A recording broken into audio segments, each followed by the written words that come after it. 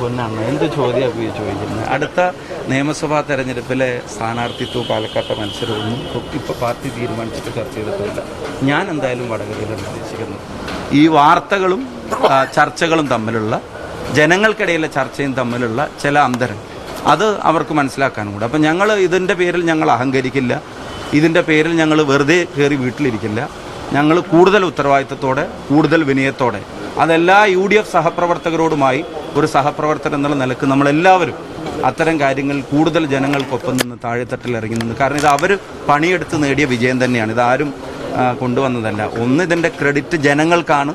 രണ്ടാ, ജനങ്ങൾക്കിടയിലേക്ക് UDFൻ്റെ എല്ലാ കാര്യങ്ങളെയും എത്തിച്ച സാധാരണ UDF പ്രവർത്തകൻ ഈ തെരഞ്ഞെടുപ്പ് കാലത്ത് രംഗത്ത് വന്നിട്ട് സ്ഥാനാർത്ഥി അല്ലെങ്കിലും സ്ഥാനാർത്ഥിയെ ആഗ്രഹിച്ചിട്ട് ചിലപ്പം കിട്ടിയിട്ടില്ലെങ്കിലും ഒക്കെ ഇതിൽ എൻ്റെ പ്രസ്ഥാനവും മുന്നണിയും ജയിച്ചേ തീരുമെന്ന് ആഗ്രഹിക്കുന്ന സാധാരണ UDF പ്രവർത്തകൻ, വോട്ട് ചേർത്തിയ, ചോദിച്ച, ചെയ്യിപ്പിച്ച, കൊടി കെട്ടിയ, പോസ്റ്റർ ഒട്ടിച്ച, ബാനർ എഴുതിയ, ചുമരെഴുതിയ സാധാരണ UDF പ്രവർത്തകൻ.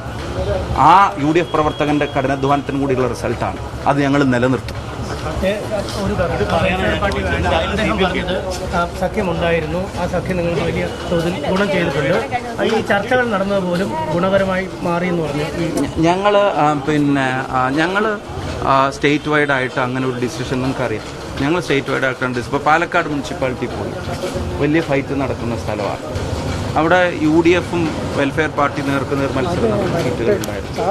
അപ്പോൾ അങ്ങനെ ഒരു സഖ്യത്തിൻ്റെ പരസ്യമായിട്ടുള്ള അല്ലെങ്കിൽ രഹസ്യമായിട്ടുള്ള ഒരു സഖ്യത്തിൻ്റെ പ്രഖ്യാപനവും ഉണ്ടായിട്ടില്ല. തെരഞ്ഞെടുപ്പിൽ ഈ പറയുന്ന ആളുകളെയൊക്കെ പ്രാദേശികമായിട്ട് CPM എങ്ങനെ ഡീൽ ചെയ്തു എന്നുള്ളതിൻ്റെ കണക്കുകളും കൂടെ നോക്കുമ്പോൾ കുറച്ചുകൂടെ വ്യക്തമാകും. വെൽഫെയർ പാർട്ടി ഞങ്ങൾക്ക് പിന്തുണ പ്രഖ്യാപിച്ചിട്ടുണ്ട്. ചില തെരഞ്ഞെടുപ്പുകളിലെല്ലാം ഞങ്ങൾക്ക് പിന്തുണ പ്രഖ്യാപിച്ചിട്ടുണ്ട്.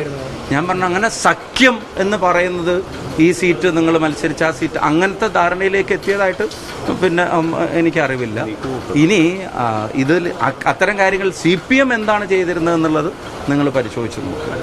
അപ്പോൾ CPM അത്തരം കാര്യങ്ങളിലൊന്നും ഞങ്ങൾക്ക് ക്ലാസ് എടുക്കുന്ന തരത്തിലുള്ള ഒരിടപെടലും നടത്താൻ എന്ത് പൊന്നാണ് എന്ത് ചോദ്യമാണ് ചോദിക്കുന്നത്. അടുത്ത നിയമസഭാ തെരഞ്ഞെടുപ്പിലെ സ്ഥാനാർത്ഥിത്വവും പാലക്കാട്ടെ മത്സരമൊന്നും ഇപ്പോൾ പാർട്ടി തീരുമാനിച്ചിട്ട് ചർച്ച ചെയ്തിട്ടില്ല. ഞാൻ എന്തായാലും വടകരയിലുണ്ടാവും. ഇപ്പം എന്നെ ഏൽപ്പിച്ചിരിക്കുന്ന ഉത്തരവാദിത്വം അതാ കോഴിക്കോടുണ്ട്. ഇപ്പം എന്നെ ഏൽപ്പിച്ചിരിക്കുന്ന ഉത്തരവാദിത്വം അങ്ങനെയാണെങ്കിൽ കേരളത്തിൽ എല്ലായിടത്തും ഉണ്ട്. KPCCയുടെ ഭാഗമായിട്ടുള്ള പ്രവർത്തനങ്ങൾ കോഴിക്കോടുണ്ടാവുന്നുള്ളത്